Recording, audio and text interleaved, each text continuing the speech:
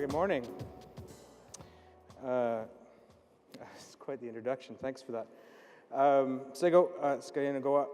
My name is Jackson 2bears, and Mohawk from Six Nations. I'm a media artist and sometimes writer, and currently working and teaching at the University of Lethbridge in the Studio Arts Department on Blackfoot territory. I want to be as succinct as I can because I only know I have 20 minutes, so I'm going to just jump right in. But before I do, I want to make a couple of acknowledgements to what I'll present today, which are essentially just some reflections on some of the commitments and goals generally from this summit. But I want to I'll make some proper acknowledgements as I go to some of the contributors in the paper, as I might normally do. But at the outset, I want to acknowledge a few colleagues and friends that I had conversations with over the last few weeks in preparing for this, and I really feel like their voices contributed significantly to this work, which I kind of feel is has a bit of a collective voice to it, and I want to acknowledge that up front to my friends and colleagues, Ronnie Dean Harris, my colleague Janet Rogers, and of course Loretta Todd, who was very gracious with her time to speak with me last week, and we had a great dialogue. Tanis Nielsen, my partner Tanya, my friend Melody McIver, and of course a friend and mentor, Leroy Littlebear. In this presentation, I want to specifically address one of the central goals and commitments of the Arts in the Digital World Summit. Specifically this, and this is a commitment, I'm going to read, it's an edited version, but to one of our commitments that I want to speak to today.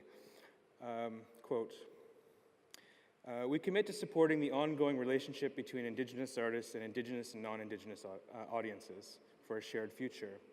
The Canada Council is adopting an approach that respects and acknowledges First Nations, Inuit, and Métis artistic expression, cultural protocols, rights, traditions, and worldviews. This new approach represents a transformation in the way the Council funds, supports, and acknowledges Indigenous artists and cultures in Canada. It recognizes the cultural rights of Indigenous peoples and respects the principle of First Nations to self-determination. And when I began this, preparing this, I started with a very general question that maybe I'll pose at the end, but maybe something more interesting will come out as I'm giving this presentation. And I began with this. Our stories are written on the land. As Indigenous peoples, we keep our histories in songs, dances, ceremonies, and myriad other creative and cultural practices. The art of storytelling as an expression of our culture is for us embodied practice. This art of storytelling as an expression of our culture, so then, what are some of the challenges we face today in a society increasingly mediated by technology? How can the transformations underway in the arts sector work to empower Native people in this time of hyper-digitality and function as a tool to produce, preserve, as well as protect Indigenous knowledge? And what follows is broken into three sections, and I'll just dive right in without much introduction. The first section I've entitled FNMI, Creative and Cultural Practices in the Digital Divide. And I'm really happy that in the earlier presentation has brought up some of these issues, and I hope that my presentation can provide a point of view on this as well. In terms of our commitment to amplifying the quality, scale, and sharing of art through digital technology, I propose that first we need to have an extensive conversation about access to technology. There are myriad studies that look at different marginalized groups and their limited access to technology, which involve things like access to computers, particularly internet connection and bandwidth accessibility, and generally the skills and training required to use technology effectively. And of course, this is what is known as the digital divide, and it is related directly to decisions made by governments and telecom providers in the designing and building of technology infrastructures. And now a lot of these studies, which I might provide in notes later on or in conversations, but many of these studies show, of course, that poverty and remoteness, particularly in FNMI communities, can prevent certain groups from engaging with technology in an equal capacity. So I really believe that our commitment must look at these disparities in different communities and in certain geographical locations with regard to limited access to information and communication technology. We really need to ask the question, I believe, will our commitments to this technological imperative further marginalize these communities? Will amplifying the scale and use of our digital technologies further amplify the disparities already present in the digital divide? Now, the Government of Canada has always presented itself as a leader, developing solutions, supporting infrastructure, the development of skills, and investing in building knowledge and networks in certain communities.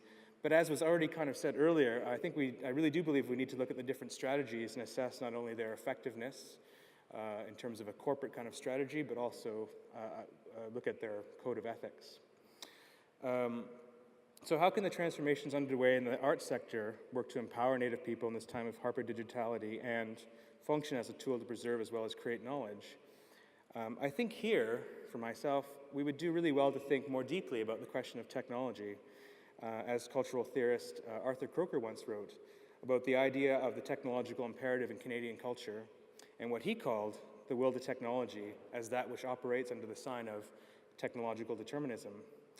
This is a question concerning the Canadian discourse on technology and digitality itself, which in many ways, I believe, is incommensurable, antithetical, and ambivalent to and with certain dynamics of FNMI knowledge and creative cultural practices.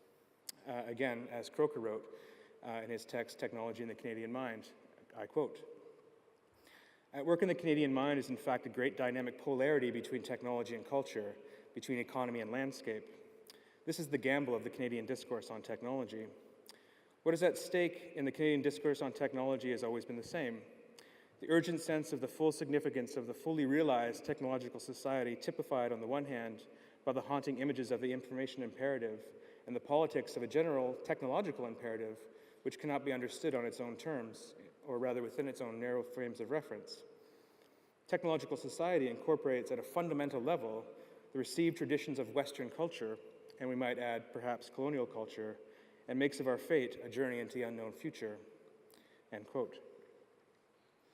From my perspective, when it comes to the digital divide and the relationships to technology and culture, technology and the land, technology and the people, I believe we need to understand crucially the relationship between technology and power, and the history is plagued by technologies of erasure, of disenfranchisement, of marginalization, of colonial technologies of power itself. Here at this summit, I believe we have formed, optimistically perhaps, formed our commitment under the sign of what I would call technological humanism, where a commitment to amplify the quality, scale, and sharing of art in Canada through digital technology entails really a renewal of creative possibilities for artists in this society on equal terms. Our commitment here, as I understand it, is that which privileges the creative possibilities of the technological experience, and one that endeavors to shape new creative futures in a way that respects and acknowledges First Nations, Inuit, and Métis artistic expression, cultural protocols, rights, and traditions. It is a commitment based on, and I quote here Arthur again, expansive, pluralistic, universalistic, and the creative because it privileges the relationship, the interrelationship of technology and freedom, end quote. And I would add technology and possibility, technology and interconnectedness. But to beware, the perspectives that emerge under the sign of technological determinism are just the opposite. This is the, quote again, angle of vision of the technological experiences which focus on technology as the locus of human domination and sublimation. And this is the critique of the relationship between technology and power, a critique of the digital divide and the technologies of disenfranchisement, marginalization, and erasure that for myself show up against the entire edifice of colonial technologies of power and the loss of creative cultural practices. To paraphrase Arthur again, really an unleashing of the demonic and colonial forces deep within the culture itself, end quote. There's an important essay I read entitled "The Digital Divide and the First Mile," framing First Nations broadband development in Canada, that was written a few years ago, published at Simon Fraser University, which argues that the technological development in Canada must be reframed to address specific needs of First Nations. It says, we must reframe the decision-making process so that it emerges from within the rural and remote communities, such that it does not exclude those communities from participating in planning and implementation. It argues that we need to address the digital divide in ways that support community-based involvement, control, and ownership, particularly in the case of First Nations communities. And it is the only way, it concludes, does it hold the potential to, quote, move beyond the historical context of paternalistic, colonial-derived development policies in the context of digital technologies and broadband systems.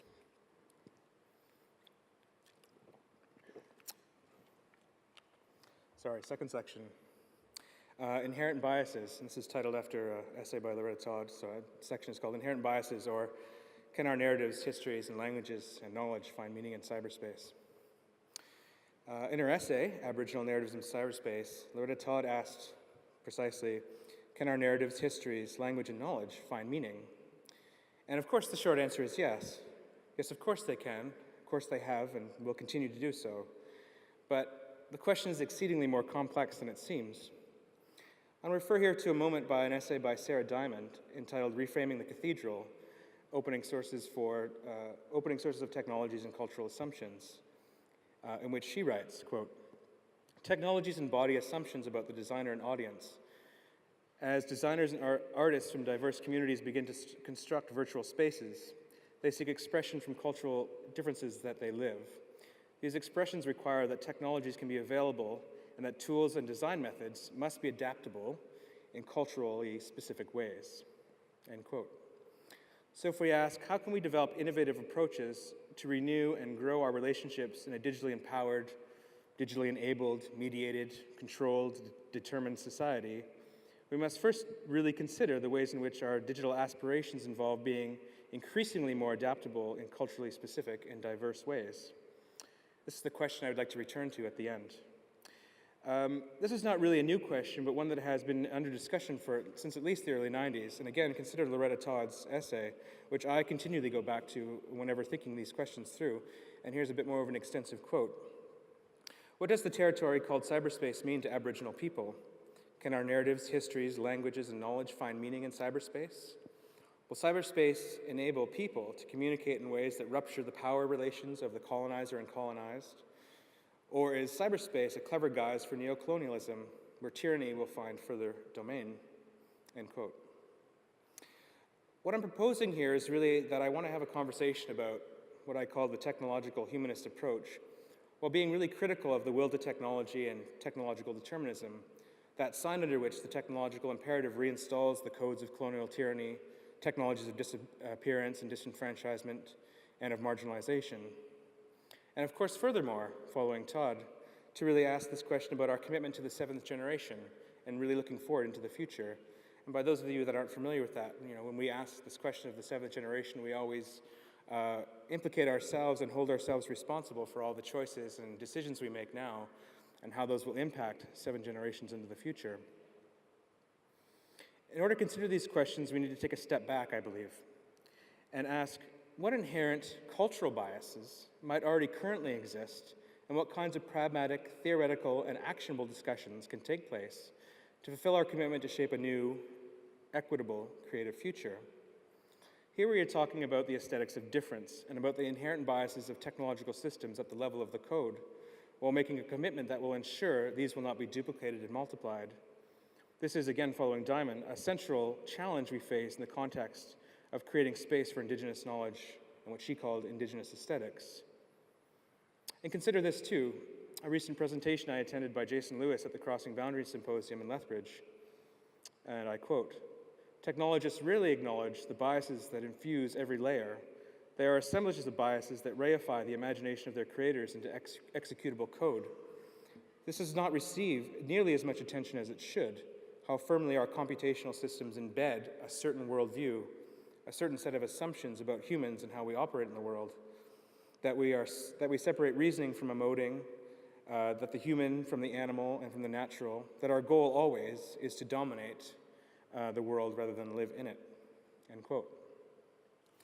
And this approaches the larger question concerning the discourse, the Canadian discourse on technology itself.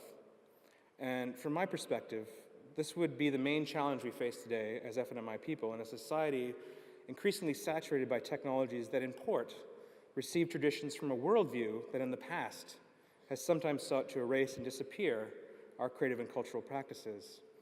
A worldview that it would seem exists deep within the code that animates our entire technological world, that is not only incommensurable, indifferent, but one that is potentially dangerous to our creative and cultural practices.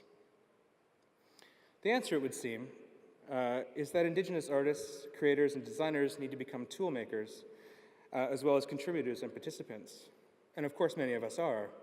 And I will point to, hopefully, if I have time, some examples a little while later that really explore the potential to provide new insights and exploring the limits and potentials of life in the digital era. I do believe, I will say at this moment, I believe if we are to live up to our commitments, we need to allocate resources to help FNMI individuals, groups, and committees construct our own infrastructures on our own terms, such that we might create, again, our own spaces in the digital world. And again, to quote Sarah Diamond, code as a language system reflects at least two cultures, that of the software and that of the coder's context, end quote. And so in her essay, which I will share later on, she points to artists and writers such as my friend Cheryl Rondell or Candace Hopkins, and she begins to talk about this idea of Cree++ as a new form of Indigenous aesthetics as digital coding. And these kind of examples, she says, where digital language as a mode of creative and cultural expression can become a form of knowledge transference, as well as the content of our narratives. This remains, according to Diamond, a quintessential, I quote again, direct challenge for artists, writers, and others from Indigenous communities who wish to use digital tools to express culture, end quote. And again, as a minor note, I would like to say that from my perspective, this all returns back to this relationship between technology and power, where we need to consider the links between technology and power, technology and culture, and technology and Indigenous aesthetics.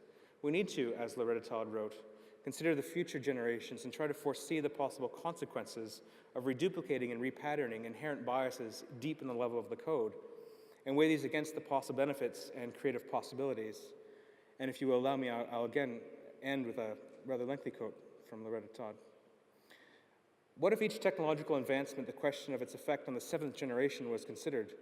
Some would say that this would limit development. On the other hand, could not such questions free us from the technologically deterministic models that seem to be so persistent today?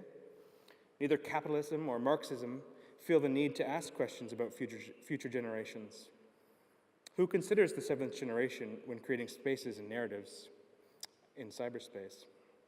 End quote.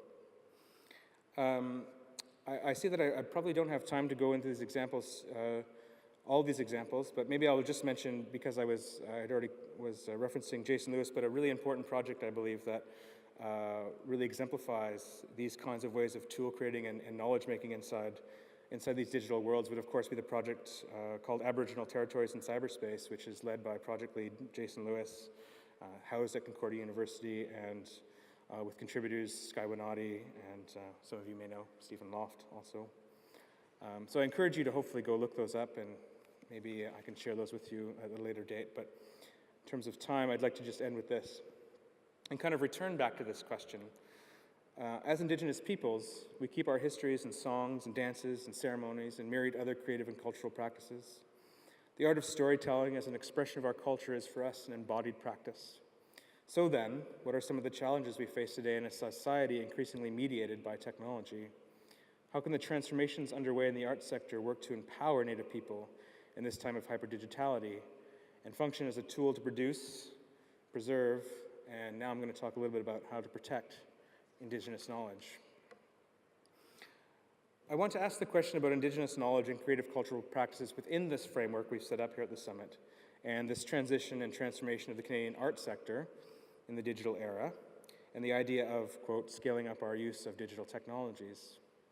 And I want to return again to Sarah Diamond's question about the knowledge security, which has to do with the ability to constrain access of creative practices and cultural knowledge for certain groups. For example, she refers to things like sacred histories or sacred stories. While we envision our commitment to be that which would support the production, distribution, preservation of FNMI creative and cultural practices, we need to simultaneously be mindful of the protection of these things in this readily accessible, easily downloadable, and easily reproducible realm of the digital. This is the conversation about Indigenous aesthetics and cultural knowledge, and that of cultural appropriation and misuse. And I want to acknowledge a conversation I had with my colleague Janet Rogers, in which she offered a critique about some of these fundamental goals here of the Summit, while offering a cautionary note about digital technologies to disseminate Indigenous creative and cultural practices. Her conclusion was that we need to be careful and responsible with that which we produce and the knowledge we share, for, as she says, who knows who will receive it. She says, there is availability and over-availability. And some of you may know there's been a famous case in the news recently about the appropriation of cultural knowledge that was used to financially benefit an author that had no connection or accountability back to the communities he stole from. This raises the question about the protection of our creative and cultural practices and should force us to think about the need for a level of oversight in terms of being responsible about what is shared and with whom. And again here I want to acknowledge a conversation I had with my friend Tanis Nielsen, who is an Indigenous artist and academic, who spoke to me about the need for asserting an Indigenous governance over the dissemination of FNMI knowledge and information. And her concern, of course, was motivated by this recent story in the news about the dissemination of unreferenced and appropriated knowledge and the sharing of cultural stories that an individual did not get proper permission for. And I'm just going to quote, "I like to imagine our individual nations coming up with written constitutions, written natural laws that teach/tell others who are not from these nations the ethical process and ways of being good citizens upon that territory, and also the ways of governing the sharing of arts, culture, knowledge of that territory. Even when we do a Google search for images, the tools tell us, or let us know rather, the images that we are free to use and which images need to be referenced." She says, "I'd like our nations develop these kind of sharing tools based on individual and natural laws." End quote. So what about seventh generation copyright, she says, which would be governed by the peoples of the nations in which the creative cultural practices and knowledge originated from? A process of accountability that, quote, "respects and acknowledges First Nations, Inuit, and Métis expression, cultural protocol, rights, traditions, and worldviews." And I'm going to end with a couple preliminary conclusions and reflections, and then hopefully pose a question to you in this. In terms of our commitment to amplifying the quality, scale, and sharing of art through digital technology, I propose we first need to have an extensive conversation about general access to technology. So there's one question I might pose. We need to address the digital divide in creating actionable ways that support community-based involvement, control, and ownership. Again, another question that I'd like to ask. I'd also ask another question, again, about our computational systems and how they embed certain worldviews and how these may be potentially dangerous to our creative cultural practices. What can we do to overcome to make sure that these won't be duplicated and multiplied into the future? And finally, these are maybe, I was asked to ask one question, I'm asking four. But finally, and I'm deeply curious about this, because I should say I'm not an expert in any of these things. This is, for myself, I believe, the starting of a research project. And finally, I want to ask, as Loretta Todd had already done, but about our creative cultural practices, this imperative to the technological future, and thinking about the seventh generation and our impacts, our choices that we have now, and how they will impact 7 generations into the future. And so with that, I'll close. Thank you very much. Now I'm going to go.